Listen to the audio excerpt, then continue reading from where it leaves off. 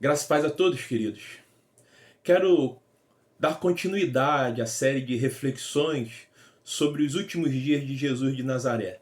Da entrada triunfal em Jerusalém, no domingo, passando pela crucificação e culminando na ressurreição.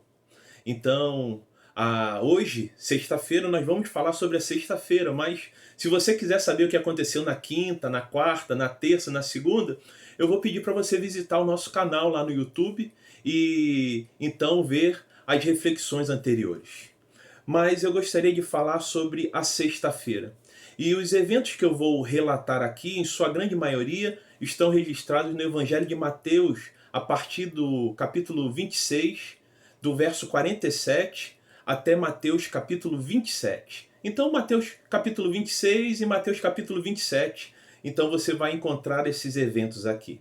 Bom, na quinta-feira, eu lhe disse que Jesus, depois de ceiar, lavar os pés, ele se dirigiu com os discípulos para o Monte das Oliveiras para orar. E ali estava orando de forma intensa, com grande tensão, a sua alma estava angustiada. E ele estava agora aguardando para ser preso.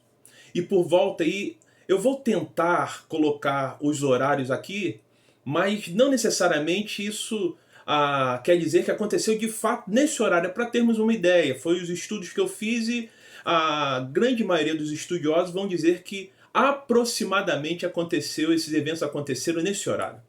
Então, Jesus espera por sua prisão no Monte das Oliveiras. E de 1h30 da manhã de sexta-feira até as 7h30 da manhã, Jesus é preso e levado para ser julgado. Alguns estudiosos vão dizer que Jesus passou por 6 julgamentos, por 6 pessoas, porque Jesus vai passar por Anás, vai passar por Caifás, que eram líderes ali do Sinédrio, líderes judeus. Jesus vai passar por Herodes, Jesus vai passar 2 vezes por Pilatos. E Jesus, já cansado da noite em oração e amarrado pelas costas e torturado, ele então vai chegar até Pilatos pela segunda vez. Porque pela primeira vez Pilatos falou não tem nada de errado. E pela segunda vez então Jesus chega até Pilatos. E Pilatos não vê crime digno de morte. E Pilatos tenta reverter essa situação rapidamente. Ele então, para até fazer uma média talvez com aquela multidão que estava ali, manda açoitar Jesus. E Jesus então vai ser açoitado. E o açoitamento era executado com um chicote chamado flagelo. E aí, queridos, eu vou pedir para que você tente construir essa cena em sua mente. Jesus está diante de Pilatos, e Pilatos não vê crime digno de morte, e fala, então nós vamos dar uma punição aqui, vamos açoitá-lo. E esse chicote chamado flagelo, ele era confeccionado com tiras de couro, e nas suas pontas haviam pedaços de metal, pedaços de ossos de carneiro e outros pedaços de objetos. Então os soldados, eles ficavam de pé, a pessoa se abaixava e os soldados ficavam de pé e começavam a chicotear aquela pessoa. E foi isso que aconteceu com Jesus. E aqueles pedaços de metal penetravam na carne, rasgavam os vasos sanguíneos, os nervos, músculos e, é claro, rasgavam a própria pele. Isso sem contar que o povo preferiu que Pilatos soltasse a Barrabás do que o próprio Jesus. Por volta de 8h30 às 9 da manhã, os soldados então vão apanhar Jesus no tribunal, porque o veredito já havia sido dado. Jesus deveria ser crucificado. Uma morte tão vil, tão cruel. E aqueles soldados, como se não bastasse aquele sofrimento já do açoitamento que Jesus já havia sofrido alguns minutos e horas atrás, eles vão começar a debochar de Jesus. E eles vão arrumar, surge, não se sabe da onde, uma coroa. E uma coroa de espinhos. E eles então colocam aquela coroa na cabeça de Jesus. E é claro, a cabeça de Jesus vai ser marcada e machucada por aquela coroa. Eles vão apanhar um pedaço de graveto e vão colocar nas mãos de Jesus e vão começar a debochar. Olha aí o rei, olha aí o rei. E eles vão começar a bater com Jesus com aquele graveto. E não apenas isso, como se não bastasse o deboche, como se não bastasse ali aquele espancamento, vão começar a cuspir em Jesus, em sua face. Por volta das 9 horas, Jesus começa então a caminhar com a sua cruz. Jesus é forçado a carregar a sua cruz para a crucificação no Calvário. Algumas versões na Bíblia você vai encontrar Gólgota ou caveira. Então ali era o lugar onde se crucificavam as pessoas. E Jesus, tendo dificuldade de carregar aquela cruz diante de tudo que ele já havia passado, imagine que ele passou já, ou imagine que ele saiu lá do Monte das Oliveiras, já uma noite difícil, intensa de oração, desgastado, cansado, fisicamente, emocionalmente. E agora, depois de ser açoitado, depois de ser debochado, tem que carregar a sua própria cruz.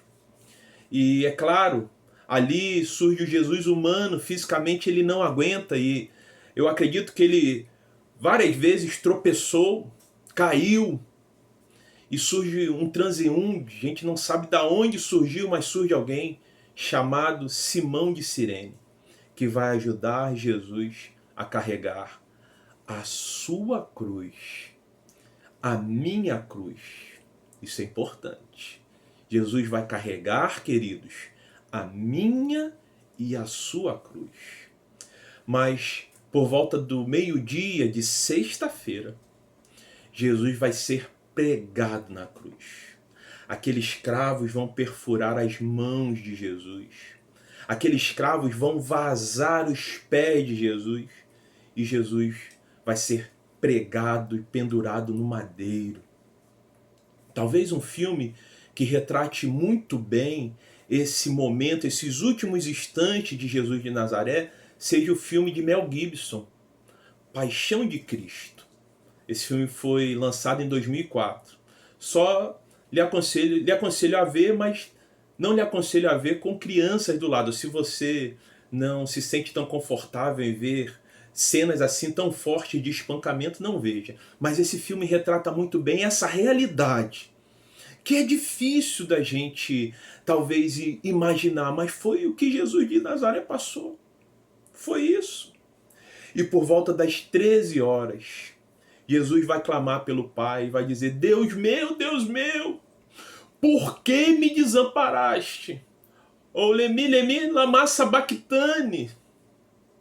E por volta das 14 horas, Jesus vai dar um grito em alta voz e vai dizer: está consumado.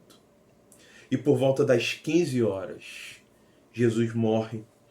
Acontece um terremoto, os soldados vão quebrar as pernas daqueles que foram crucificados ao lado de Jesus, e os soldados vão perfurar com uma lança o lado de Jesus. Essa é a cena. Tentou construir isso na sua mente, esse momento tão difícil? Mas eu gostaria de falar sobre esse grito que Jesus deu minutos antes de morrer. E para isso eu vou pedir para que você abra a sua Bíblia lá no Evangelho de João, por gentileza. Evangelho de João, capítulo 19, a partir do verso 17. Sabe por quê?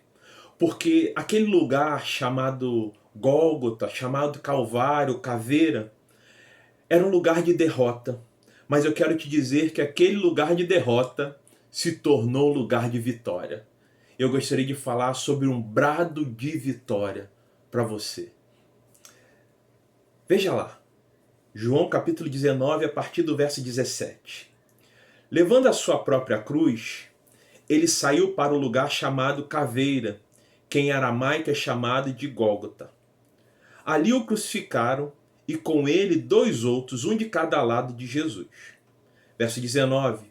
Pilatos mandou preparar uma placa e pregá-la na cruz com a seguinte inscrição: Jesus Nazareno, o Rei dos Judeus. Muitos dos judeus leram a placa, pois o lugar em que Jesus foi crucificado ficava próximo da cidade. E a placa estava escrita em aramaico, latim e grego. Os chefes dos sacerdotes dos judeus protestaram junto a Pilatos: não escrevas o rei dos judeus, mas sim que esse homem se dizia rei dos judeus. Pilatos respondeu: o que escrevi, escrevi. Agora vá para o verso 28. Dê um salto aí alguns versos. Verso 28. Mais tarde, sabendo então que tudo estava concluído, para que a escritura se cumprisse, Jesus disse: tenho sede. Estava ali uma vasilha cheia de vinagre, então embeberam uma esponja nela, colocaram a esponja na ponta de um caniço de isopor e a ergueram até os lábios de Jesus. Agora veja o verso 30, que coisa extraordinária. Tendo provado, Jesus disse: está consumado. Só o Evangelho de João registra essa expressão. Os outros evangelhos dizem com um grito nos lábios. E eu explico isso. Talvez você fale, mas como é que pode um grito ter 2 palavras? Mas eu daqui a pouco lhe explico o que é isso. Com isso, curvou a cabeça e entregou o Espírito. Na verdade, querido, essa expressão está consumado, no grego é tetelestai. Então, ela é dita no grego com uma palavra só. Então, com um grito nos lábios.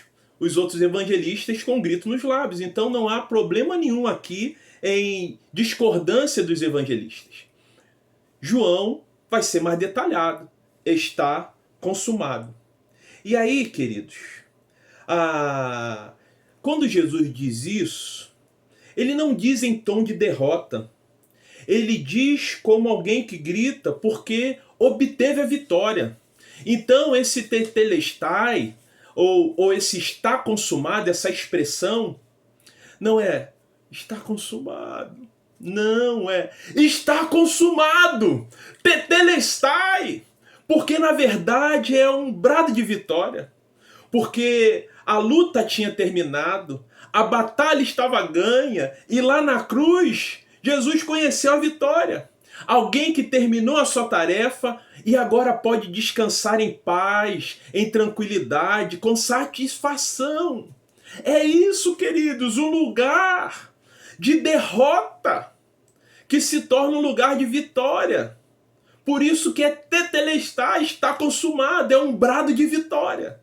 A sexta-feira que começa com uma traição, que começa com tanto sofrimento, uma via dolorosa que nos encaminha para a vitória.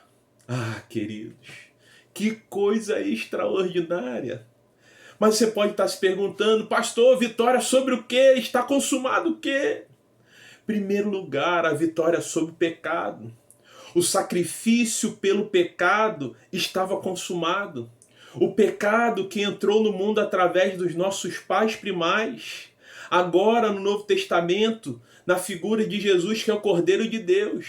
É ele que tira o pecado do mundo. João Batista, quando vai se encontrar com Jesus, lá no Evangelho de João, capítulo 1, verso 29, vai dizer: eis o Cordeiro de Deus, que tira o pecado do mundo. Queridos, está consumada a vitória do pecado. Sabe por quê? Só Deus pode nos perdoar.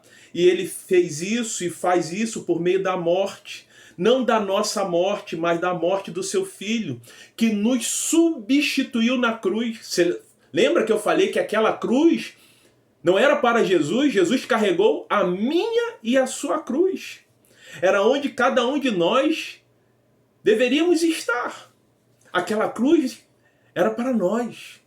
E aí a gente vai lá no profeta Isaías, que profetizou sobre esse evento há mais ou menos 600 anos atrás, 600 a 7 anos atrás, diz o seguinte, veja lá Isaías capítulo 53, versos 5 e 6, veja lá rapidinho, diz assim, mas ele foi ferido por causa das nossas transgressões, por causa dos nossos pecados, e moído por causa das nossas iniquidades. O castigo que nos traz a paz estava sobre ele, e pelas suas pisaduras nós fomos sarados. Verso 6, todos nós andávamos desgarrados como ovelhas, cada um se desviava pelo seu caminho, mas o Senhor fez cair sobre ele a iniquidade de todos nós. Jesus morreu em nosso lugar para remissão, para perdão dos nossos pecados. Somente Jesus nós teremos vitórias sobre o pecado. Mas ainda está consumado a vitória sobre o inimigo de nossas almas. O príncipe deste mundo foi derrotado, porque ele fez de tudo para que Jesus não chegasse à cruz. Ele fez de tudo para que o Verbo que se fez carne e habitou entre nós não fosse crucificado, não morresse em meu e em seu lugar, desde o seu nascimento. Só a gente lembrar do infanticídio promovido pelo Império Romano, por Herodes, quando ficou sabendo que o Messias iria nascer. O inimigo de nossas almas tentou Jesus no deserto. O inimigo de nossas almas tentou usar Pedro para persuadir Jesus a não ir para a cruz. E Jesus teve que ser duro.